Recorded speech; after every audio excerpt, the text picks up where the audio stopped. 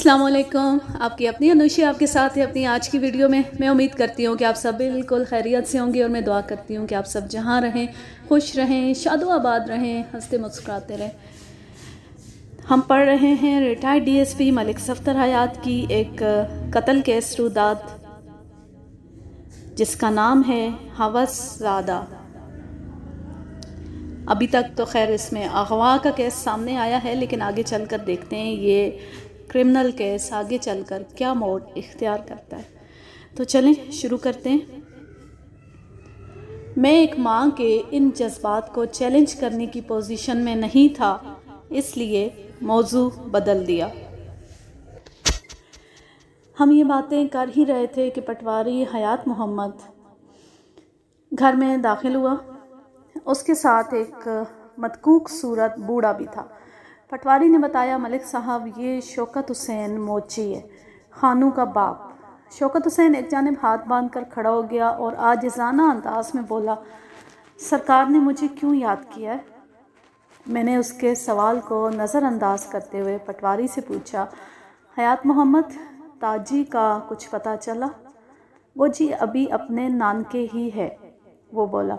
उसकी दादी जीवा ने बताया है कि कल उसका मामा उसे अपने साथ ले गया था।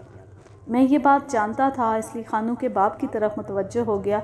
हाँ भी चाचा शौकत, तुम काम क्या करते हो? मैं बाप ख़ानदानी मोची हूँ, बाप दादा का कसब करता हूँ, लोगों के जूते गांठता हूँ, अपना और अपनी बुड्ढी का पेट पालता हूँ। मैंने कहा, मैंने सुना है तुम्हारे घर में कोई खानू बदमाश भी पैदा हुआ था। उसके चेहरे पर गहरे गम के बादल छा गए। जी हाँ, वो बदबख्त मेरा ही बेटा था। बेटा था का क्या मतलब हुआ चाचा? वो अफसुर्दगी से बोला, वो जब से जेल गया है मेरे लिए मर चुका है। ज़िंदा था तो बदनामी का बायस था, अब उसकी मौत के बाद भी रुसवाई मेरा पीछा नहीं छोड़ती। उसकी आवाज़ जज्बात की शिद्दत से भर आ गई। मैंने कहा, चाचा खून के रिश्ते इतनी आसानी से नहीं टूटा करते। औलाद चाहे नेक हो या बद, वो हर हाल में औलाद ही रहती है। तुम खान मोहम्मद की वल्दियत से इनकार नहीं कर सकते। उसके गम में उसकी बूढ़ी माँ को फालिज हो गया। शौकत हुसैन ने कर्बनाक लहजे में कहा, ऐसी औलाद से तो इंसान बे औलाद ही अच्छा, जो वालदेन को एक सुख ना दे सके। मैंने पूछा, मैंने सुना है खानू को 20 साल की जेल हो गई थी, उसने एक शख्स का कत्ल कर दिया था। इस बात को 3 साल गुजर चुके, क्या तुम्हें बेटे की वापसी का इंतज़ार नहीं है? इंतज़ार उसका किया जाता है जिससे आंखों को ठंड और दिल को सुकून मिलता हो। वो दुखी लहजे में बोला, खानू ने तो हमें सिवाय दुखों और परेशानियों के कुछ नहीं दिया। मैंने अचानक पूछा, मैंने सुना है वो पिछले दिनों तुमसे मिलने आया था। ये सवाल मैंने ऐसे ही कर दिया था, हालांकि इसकी कोई तुक नहीं थी। खानू जेल में था, लेकिन जेल में होने वाले खेल तमाशों से मैं बखूबी आगाह था। अगर जेल में किसी कैदी का अच्छा खासा टहका हो तो वो मिली भगत से जेल के अमले को अपनी मुट्ठी में करके कुछ देर के लिए बाहर की आज़ाद फ़ज़ा में सांस भी ले सकता था। ख़ास तौर पर बासर कैदी के लिए ये काम बनिस्बत ज़्यादा आसान था। इसी इम्कान के पेश नज़र मैंने बूढ़े शौकत हुसैन को कुरेदने की कोशिश की थी। उसने फीकी मुस्कुराहट होंठों पर सजाते हुए जवाब दिया, हुजूर आप मुझसे मजाक तो नहीं कर रहे? ये मजाक नहीं है शौकत हुसैन, मैंने सख्त अंदाज में कहा। मुझे बावसूख ज़रिए से ख़बर मिली है। आपको गलत ख़बर मिली है सरकार, वो आजिज़ी से बोला। मैंने तो जब से वो जेल गया है उसकी सूरत तक नहीं देखी, अलबत्ता वो मेरी घरवाली के ख्वाब में अक्सर आता है। मैंने अचानक सवाल किया, तुम्हारा बेटा सिगरेट पीता था? वो तो पता नहीं जी, क्या अला बला पीता रहता था, वो बेजारी से बोला। सिगरेट तो मामूली चीज़ है, वो तो चरस और शराब भी पीता था। मैंने अपनी जेब से फॉक्स ऑन ब्रांड का सिगरेट का पैकेट निकाल कर उसे दिखाते हुए पूछा, खानू यही सिगरेट पीता था ना? वो चंद लम्हे तज़ब्ज़ब का शिकार नज़र आया, फिर नफ़ी में सर हिलाते हुए बोला, मैं यकीन से कुछ नहीं कह सकता जनाब। मैंने 2-4 सवाल मज़ीद पूछने के बाद उसे जाने की इजाज़त दे दी। उसके जाने के बाद हयात मोहम्मद पटवारी बाकायदा मेरे कदमों में गिर गया। मलिक साहब किसी तरह मेरी ग़ज़ाला को ढूंढ निकालें। وہ گڑ گڑاتے ہوئے بولا، نہیں تو میں جیتے جی مر جاؤں گا۔ میں نے کہا، میں اپنی طرف سے پوری کوشش کر رہا ہوں، لیکن صورتحال خاصی الجھی ہوئی ہے۔ تم فکر نہ کرو، سب ٹھیک ہو جائے گا۔ دونوں میاں بیوی مجھے دعائیں دینے لگے۔ میں جانے کے لیے اٹھ کھڑا ہوا، پھر فوری خیال کے تحت کہا، حیات محمد، میں غزالہ والے کمرے کو ایک مرتبہ پھر دیکھنا چاہتا ہوں۔ حیات محمد نے سوالیہ نظروں سے اپنی بیوی کو دیکھا۔ مجھے کشور کی آنکھوں میں تشویش کے سائے نظر آئے۔ میں نے جلدی سے پوچھا، کیا بات ہے؟ آپ لوگ پریشان کیوں ہو گئے؟ کشور نے جلدی سے کہا، نہیں، پریشانی کی کوئی بات نہیں ہے۔ وہ بات دراصل یہ ہے کہ حیات محمد نے اس کی بات اچک لی۔ ملک صاحب، بہت مجبوری ہے، 2-3 روز تک آپ غزالہ کے کمرے میں نہیں جا سکتے۔ مجھے حیرت ہوئی، پوچھا، کیوں؟ وہاں ایسی کیا بات ہے؟ وہ جی، حیات محمد گھگھایا، اس کمرے میں بابا جی چلہ کاٹ رہے ہیں۔ بابا جی چلہ؟ میری پیشانی پر بل پڑ گئے۔ یہ کیا معاملہ ہے حیات محمد؟ یہ کون سا بابا چلہ کاٹ رہا ہے اور کس سلسلے میں؟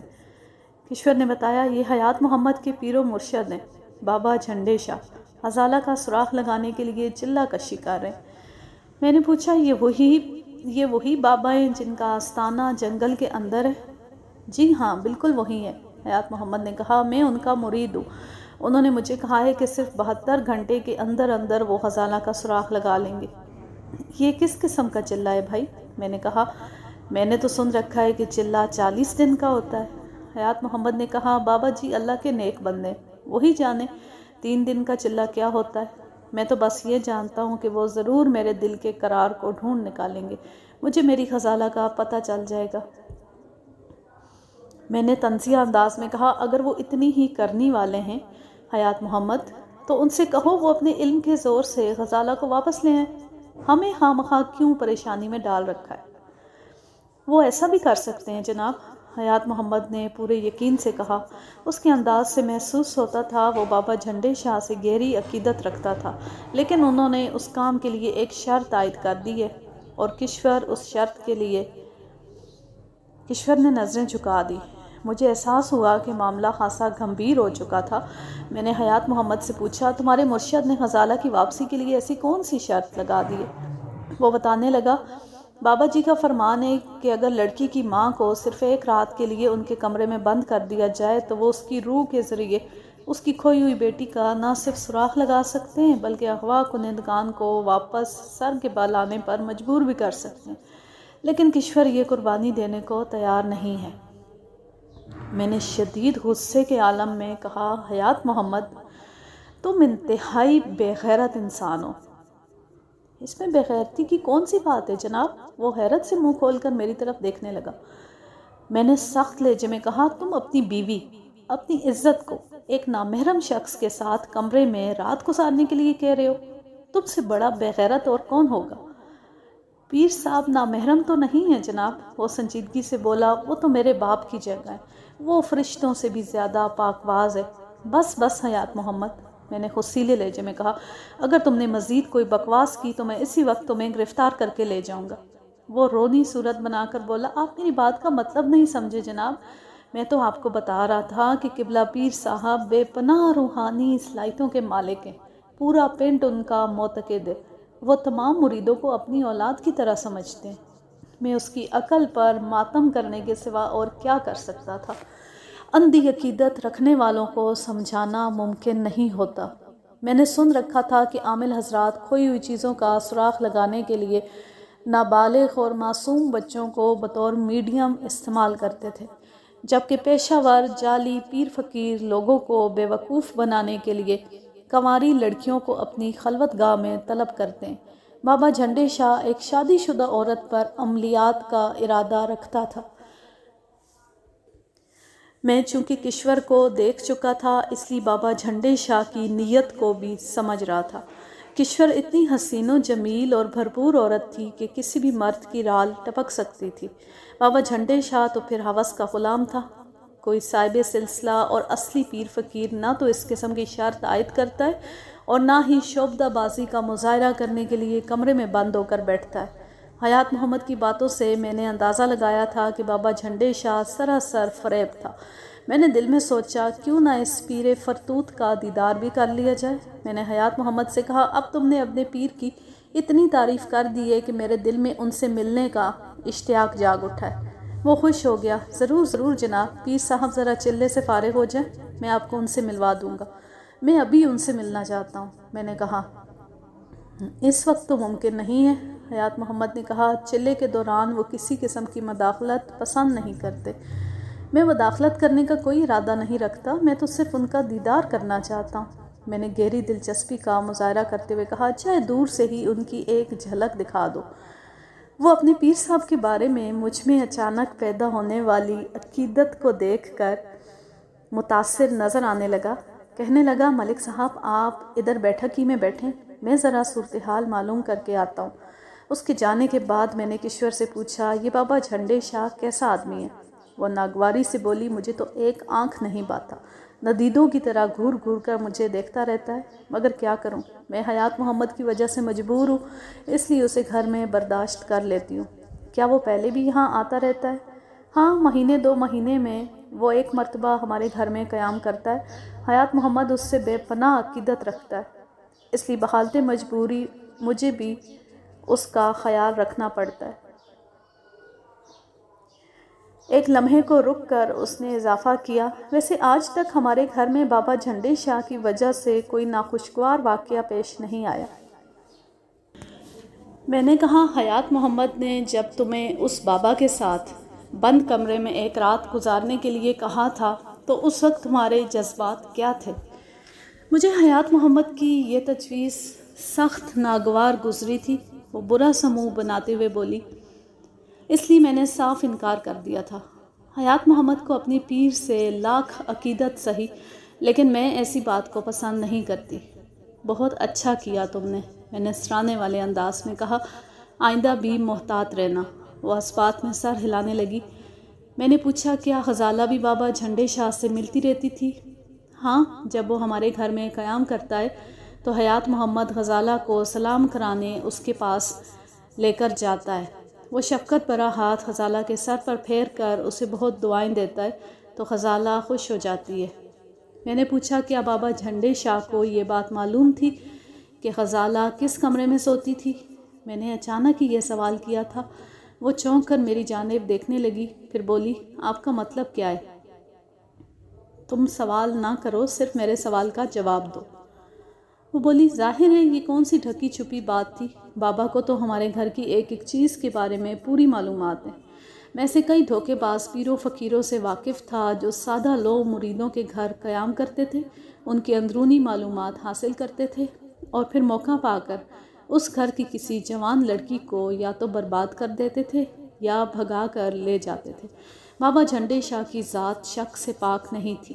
میں نے ایک فوری خیال کے تحت پوچھا کیا بابا جھنڈے شاہ آج ہی چلے پر بیٹھا ہے؟ نہیں جی، وہ کل رات کو ہی آ گیا تھا، کشور نے بتایا۔ وہ کہتا ہے اگر محض غزالہ کا سراغ لگانا ہے تو 72 گھنٹے کا چلہ کافی ہے، اور اگر اسے واپس بھی لانا ہے تو… وہ اچانک خاموش ہو کر زمین کو گھورنے لگی۔ میں نے اس کا جملہ مکمل کر دیا تمہیں ایک رات اس کے ساتھ بند کمرے میں گزارنا ہوگی۔ وہ تم پر کوئی روحانی بالفاظ دیگر شیطانی عمل کرے گا اور غزالہ کو اغوا کرنے والے آن واحد میں واپس آ جائیں گے، غزالہ کو تمہارے حوالے کریں گے اور تمہارے سامنے ایڑیاں رگڑ رگڑ کر مر جائیں گے، اور حیات محمد اپنے مرشد کی فرمائش پوری کرنے کے لیے تیار بھی ہے۔ وہ کافی دیر تک خاموش رہی، پھر نظریں اٹھا کر میری جانب دیکھنے لگی اور بولی حیات محمد جھنڈے شاہ کی حکم عدولی کو گناہ عظیم سمجھتا ہے۔ پاگل کا بچہ، الو کا پٹھا، میں نے تلخ لہجے میں کہا، اس کا دماغ خراب ہو گیا ہے، احمق، پڑھا لکھا جاہل۔ اس وقت حیات محمد نے بیٹھک میں آ کر مجھے بتایا کہ اس نے میرے لیے پیر صاحب کے دیدار کا راستہ تلاش کر لیا ہے۔ میں اٹھ کر اس کے ساتھ گھر کے اندرونی حصے میں آ گیا۔ حیات محمد نے غزالہ کے کمرے کے برآمدے میں کھلنے والی کھڑکی کی جانب اشارہ کیا اور بولا کھڑکی کے ایک کونے سے پردہ ذرا سا سرکا ہوا ہے، آپ وہاں آنکھ لگا کر حضرت بابا جھنڈے شاہ کی زیارت کر سکتے ہیں۔ پھر اس نے مجھے تنبیہ کی ذرا احتیاط کے ساتھ، کوئی آہٹ وغیرہ پیدا نہ ہو۔ میں مذکورہ مقام پر پہنچ کر ذرا سا جھکا، پھر کھڑکی کے اس کونے سے آنکھ لگا کر اندر جھانکنے لگا۔ تھوڑی دیر میں اندر کا منظر واضح ہو گیا۔ اب اس کمرے میں کوئی چارپائی نظر نہیں آ رہی تھی، جبکہ کل وہاں 2 چارپائیاں بچھی ہوئی تھیں۔ کمرے کے فرش پر سفید چاندنی بچھی ہوئی تھی۔ ایک کونے میں لکڑی کی ایک چوکی رکھی تھی جو تخت نما تھی، اور اس تخت پر ایک لخیم شخیم شخص گاؤ تکیے سے ٹیک لگائے نیم دراز تھا۔ اس کا چہرہ اسی کھڑکی کی جانب تھا جہاں میں آنکھ لگائے کھڑا تھا۔ وہ یقینی طور پر بابا جھنڈے شاہ ہی تھا۔ اس نے گہرے سبز رنگ کا جبہ زیب تن کر رکھا تھا، گلے میں مالائیں اور تسبیح نما ہار لٹک رہے تھے۔ سر اور داڑھی کے بال بے ترتیب اور بڑے ہوئے تھے۔ اس نے سر پر مختلف رنگوں کی ایک گول ٹوپی پہن رکھی تھی۔ اس کے چہرے سے جھلکنے والی سرخی سے اس کی صحت مندی کا اندازہ ہوتا تھا۔ اس بات کو میں نے خاص طور پر نوٹ کیا کہ اس اول جلول حلیے میں بھی وہ خاصا بارعب اور متاثر کن نظر آتا تھا۔ اگرچہ کمرے میں ناکافی روشنی تھی، لیکن چونکہ وہ دن کا وقت تھا اس لیے میں اسے واضح طور پر دیکھ سکتا تھا۔ کمرے کے دوسرے کونے میں لوبانو عود سلگ رہا تھا اور کچھ اگربتیاں بھی دھواں دے رہی تھیں۔ مجموعی طور پر کمرے کی فضا خاصی معطر اور سحر انگیز تھی۔ تو یہ تھا بابا جھنڈے شاہ۔ بڑی خوب ٹھاٹھ تھے اس کے تو۔ اس کا دھیان چونکہ کھڑکی ہی کی جانب تھا، اس لیے میں اس کے چہرے کا بھرپور جائزہ لے پا رہا تھا۔ ایک بات کو میں تسلیم کروں گا کہ اس کی آنکھوں میں بلا کی چمک تھی، لیکن اس چمک میں مہربانی کے بجائے ہوس ٹپکتی تھی۔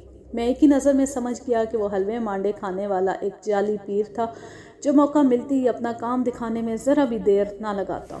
اچانک مجھے محسوس ہوا جیسے بابا جھنڈے شاہ گہری نظروں سے مجھے دیکھ رہا۔ اس کا رخ چونکہ میری ہی جانب تھا، اس لیے یہ ایک نفسیاتی تاثر ہو سکتا تھا، اور یہ بھی ممکن تھا کہ اس نے واقعی وہاں میری موجودگی کو محسوس کر لیا ہو۔ میں غیر ارادی طور پر پیچھے ہٹ گیا۔ ذرا مڑ کر دیکھا تو وہاں حیات محمد تھا اور نہ ہی اس کی بیوی کشور۔ وہ پتہ نہیں کہاں غائب ہو گئے تھے۔ شاید وہ کسی بات پر تکرار کر رہے تھے۔ میں نے انہیں ان کے حال پر چھوڑا اور موقع غنیمت جان کر غزالہ کے کمرے کی طرف بڑھ گیا۔ پھر میں بآہستگی دروازہ کھول کر اندر کمرے میں گھس گیا۔ پیر جھنڈے، میری اس جسارت پر حیرت زدہ رہ گیا وہ اور سیدھا ہو کر بیٹھ گیا۔ میں نے اندر داخل ہو کر دروازہ بند کر دیا۔ کون ہو تم؟ وہ بغور میرا جائزہ لیتے ہوئے کڑک دار آواز میں بولا۔ شاید اس نے میری وردی پر دھیان نہیں دیا تھا۔ میں نے اپنا تعارف کراتے ہوئے کہا، میرا نام ملک صفدر حیات ہے اور میں اس علاقے کا تھانے دار ہوں جہاں آپ اپنی پیری خوب چمکائے بیٹھیں۔ وہ آنکھیں سکیڑ کر مجھے دیکھنے لگا۔ اوہ، تھانے دار صاحب آئے؟ پھر فرش پر بچھی چاندنی کی طرف اشارہ کرتے ہوئے بے نیازی سے بولا، تشریف رکھیں تھانے دار صاحب۔ وہ مجھے اپنے قدموں میں بٹھا کر یہ ثابت کرنا چاہتا تھا کہ میں اس سے کم تر ہوں، لیکن میں نے اس کی توقعات پر گھڑوں پانی ڈال دیا اور چلتے ہوئے سیدھا اس کے پاس آیا، پھر اس کے تخت پر پھیل کر بیٹھ گیا۔ وہ اچک کر ایسے پیچھے ہٹا جیسے اس کے پہلو میں کوئی خطرناک چیز رکھ دی گئی ہو۔ پھر اس نے حقارت آمیز نظروں سے مجھے دیکھا اور خفگی سے بولا، آپ کس کی اجازت سے اندر آئے؟ ہم نے پٹواری حیات محمد کو تاکید بھی کر دی تھی کہ ہمارے چلے کے دوران کوئی مداخلت وغیرہ نہ ہو۔ میں نے اس کی آنکھوں میں دیکھتے ہوئے کہا، قبلہ، میں اس علاقے کا تھانے دار ہوں اور پٹواری کی بیٹی کے اغوا کے سلسلے میں تفتیش کر رہا ہوں، اس لیے مجھے کسی سے اجازت لینے کی ضرورت نہیں ہے۔ اگر آپ غزالہ کی بازیابی کے لیے تفتیش کر رہے ہیں تو جائیں، ڈاکوؤں کا تعاقب کریں، یہاں گھر میں کیا کرتے پھر رہے ہیں؟ میں نے کہا، حضرت، پولیس کی ٹریننگ میں مجھے یہ اصول بتایا گیا ہے کہ ہر تفتیش کا آغاز گھر سے کرنا چاہیے، یعنی وقوع کے مقام سے۔ آپ کی اطلاع کے لیے عرض ہے کہ جہاں آپ تشریف فرما ہیں یہ کمرہ اغوا ہونے والی لڑکی غزالہ کا ہے۔ ہمیں معلوم ہے، ہم سب جانتے۔ وہ رعونت آمیز انداز میں بولا، یعنی آپ کو معلوم ہے کہ غزالہ کو کس نے اغوا کیا ہے؟ میں نے چپتے ہوئے لہجے میں سوال کیا۔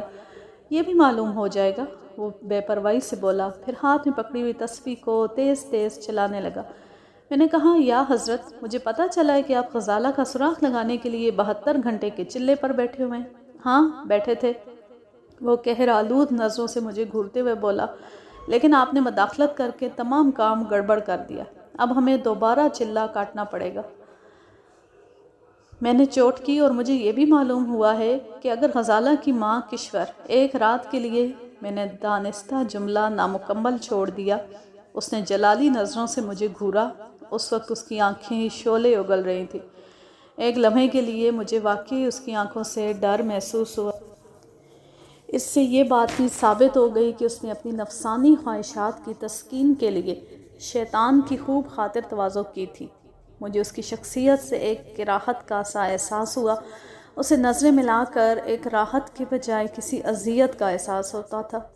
میں نے بظاہر ڈرنے کی اداکاری کی اور سہم کر تھوڑا پیچھے ہٹ گیا۔ بابا جھنڈے شاہ نے کہا، تم دنیا دار لوگ ایک فقیر کے مرتبے کو جان ہی نہیں سکتے۔ ہماری مصلحتوں کو تم شک کی نظر سے دیکھتے ہو۔ ہم جانتے ہیں تھانے دار صاحب، آپ اس وقت ہمارے بارے میں کیا سوچ رہے ہیں۔ میں نے اسے آگ لگانے کے لیے جملہ پھینکا، قبلہ بابا جھنڈے شاہ، میں نے بزرگوں سے سن رکھا ہے کہ دلوں کے حال صرف اللہ جانتا ہے۔ آپ میرے دل کا حال جاننے کا دعویٰ کس طرح کر رہے ہیں؟ آپ نے بزرگوں سے بالکل ٹھیک سنا ہے۔ وہ پلی پلائی صحت مند گردن کو اثباتی جنبش دیتے ہوئے بولا، بے شک ہم سب کے دلوں پر اسی ذات کی حکمرانی ہے، لیکن وہ جس کو چاہتا ہے علم عطا کر دیتا ہے۔ اس اوپر والے نے ہمیں بتایا ہے کہ آپ ہمارے کردار پر شبہ کر رہے ہیں۔ وہ نفسیات کا ماہر معلوم ہوتا تھا، لیکن میں نے بھی اس کی نفسیات سے کھیلنے کا فیصلہ کر لیا تھا۔ جھنڈے شاہ، میں نے سخت لہجے میں اسے مخاطب کیا، یہ ڈرامے بازی تم دوسروں کے لیے اٹھا رکھو۔ میں تمہارے کرتوتوں سے اچھی طرح آگاہ ہوں۔ پردے سے باہر آ جاؤ، ورنہ مجھے دوسرا راستہ اختیار کرنا پڑے گا۔ وہ فرط غضب سے تھر تھر کانپنے لگا، پھر پھٹی ہوئی آواز میں بولا، تمہاری یہ جرأت، تم کو ہماری شان میں گستاخی کرنے کی ہمت کیسے ہوئی؟ اس کے بعد وہ بلند آواز میں حیات محمد اور کشور کو آوازیں دینے لگا۔ وہ دونوں دوڑتے ہوئے کمرے کے اندر آ گئے۔ پھر پیر صاحب کو مغلوب الغضب دیکھ کر پریشان ہو گئے۔ مجھے امید نہیں تھی کہ بابا جھنڈے شاہ اتنی جلدی پسپائی اختیار کرے گا۔ میں تو ابھی دیر تک اس کے ساتھ چوہے بلی کا کھیل کھیلنے والا تھا۔ صورتحال ایسی ہو گئی تھی کہ بحالت مجبوری مجھے وہاں سے ہٹنا پڑا۔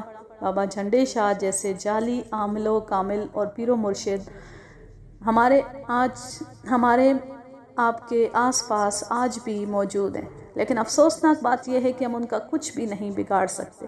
حتیٰ کہ حکومت جیسی طاقت بھی ان کے سد باب کے لیے کوئی لایا عمل تیار نہیں کر سکتی۔ اس کی سب سے بڑی وجہ یہ ہے کہ ایسے کرداروں کی ہم خود حوصلہ افزائی کرتے ہیں۔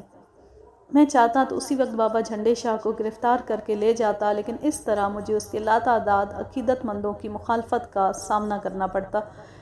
مجھے اس مخالفت کی پرواہ نہیں تھی۔ اصل بات یہ تھی کہ میں کسی ٹھوس ثبوت کی بنیاد پر جھنڈے شاہ کو پکڑنا چاہتا تھا، اور مجھے امید تھی کہ ایسا ثبوت جلد ہی میرے ہاتھ لگ جائے گا۔ تھانے واپس آنے سے پہلے ہی میں نے کشور کو علیحدگی میں لے جا کر ایک مرتبہ پھر سمجھا دیا کہ وہ ڈبہ پیر کے شر سے محفوظ رہنے کی پوری کوشش کرے۔ اس نے مجھے کہا کہ وہ ہر طرف سے چوکنا رہے گی۔ دوسرے روز میں نے اعلیٰ سرکاری سطح پر کوشش کر کے یہ بات معلوم کر لی کہ خانو کس جیل میں سزا کاٹ رہا تھا۔ پھر جب میں نے اس جیل کے عملے سے رابطہ کیا تو ایک سنسنی خیز انکشاف ہوا۔ چند ماہ قبل خانو حفاظتی عملے کی آنکھوں میں دھول جھونک کر جیل سے فرار ہو گیا تھا۔ حکومت نے اس کی گرفتاری پر انعام کا اعلان بھی کیا تھا۔ چونکہ خانو کسی دوسرے ضلع کی جیل سے فرار ہوا تھا، اس لیے میں اس واقعے سے لا علم تھا۔ میں نے کسی طرح خانو کی ایک تصویر حاصل کی، پھر اس کی متعدد کاپیاں بنوا کر پورے علاقے میں مخبروں کا جال بچھا دیا۔ وہ سب پولیس اہلکار تھے اور سادہ لباس میں خانو کی تلاش میں سرگرداں تھے۔ مجھے امید تھی کہ جلد ہی خانو کا کوئی سراغ مل جائے گا۔ اب میرے اس اندازے کو تقویت ملنے لگی تھی کہ غزالہ کے اغوا میں خانو ہی کا ہاتھ ہو سکتا تھا۔ آج کے لیے بس اتنا ہی، اور آج کا یہ پارٹ بہت ہی سنسنی خیز رہا۔ اب میں لیتی ہوں آپ سے اجازت۔ جہاں رہیں خوش رہیں، شاد و آباد رہیں، ہنستے مسکراتے رہیں۔ اللہ حافظ، اللہ نگہبان۔